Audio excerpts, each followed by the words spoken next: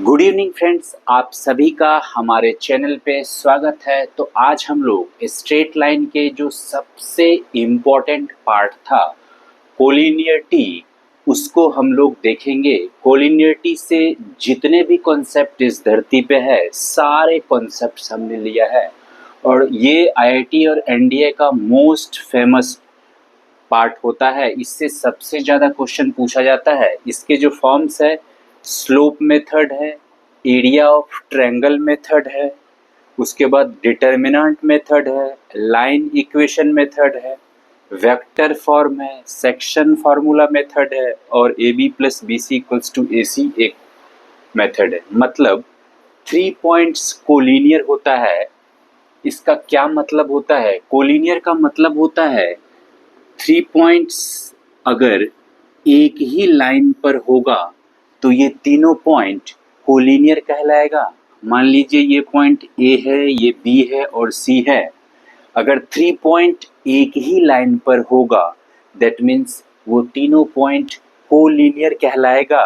हो सकता है और 2-4 पॉइंट हो, वो भी कोलिनियर होगा।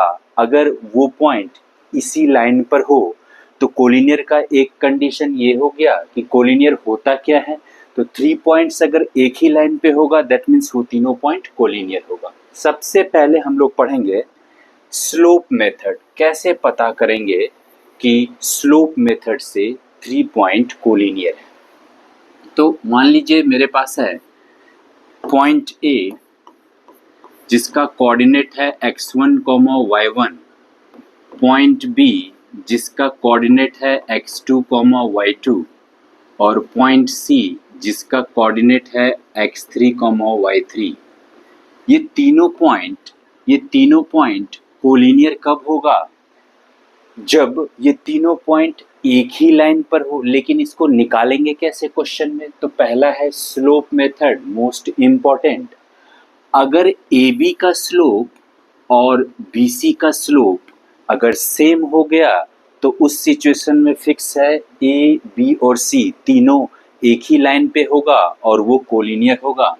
That means slope of A B equals to slope of B सी।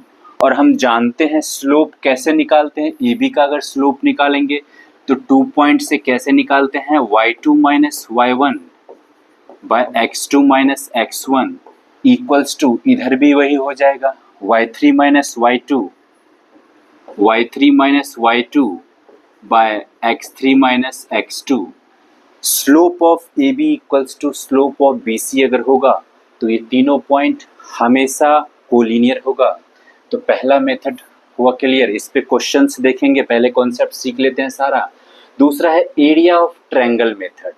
तो एरिया ऑफ ट्रायंगल मेथड क्या है? अगर मेरे पास 3 पॉइंट है और इन तीनों पॉइंट से जो ट्रायंगल फॉर्म होगा अगर उसका एरिया 0 होगा तो फिक्स है कि वो तीनों पॉइंट कोलिनियर होगा, एक ही लाइन पे होगा।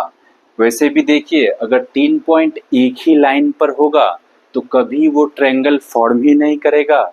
इसका मतलब उसका एरिया 0 होगा। बट इसको करेंगे कैसे? तो हम जानते हैं 3 पॉइंट अगर मेरे पास है, ए का कोऑर्डिनेट वही x1, y1, बी का कोऑर्डिनेट वही x2, y2 और सी का कोऑर्डिनेट क्या है? x3, y3। इसका हम क्या करेंगे? एरिया निकालेंगे 3 पॉइंट से। अगर एरिया 0 आ गया इसका मतलब ये तीनों पॉइंट एक लाइन पे था, इसलिए ट्रायंगल फॉर्म नहीं करेगा, इसीलिए कोलिनियर होगा। तो एरिया ऑफ ट्रायंगल का फॉर्मूला होता है 1/2 x1 into y2 minus y3 plus x2 into y3 minus y1 plus x3 into y1 minus y2। अगर इसका वैल्यू 0 आ गया इसका मतलब ये तीनों पॉइंट एक ही लाइन पे था और कोलिनियर है। ठीक है, यहाँ पे याद रखना है A B C, B C A, C A B, ऐसे करके शॉर्ट में याद रख सकते हैं, A B C, B C A, C A B. ठीक है, तो ये दूसरा पॉइंट हो गया एरिया ऑफ ट्रायंगल में। तीसरा है डिटर्मिनेंट मेथड। अगर मेरे पास 3 पॉइंट है, यही 3 पॉइंट, ए हो गया x1 y1, बी हो गया x2y2 और c हो गया x3y3। और बोलेगा कि ये कोलिनियर कब होगा, डिटर्मिनेंट मेथड से कैसे फाइंड करेंगे, तो ध्यान से देखिए। यहाँ पे क्या होगा, x1 x2 y1 y2, एक सेकेंड,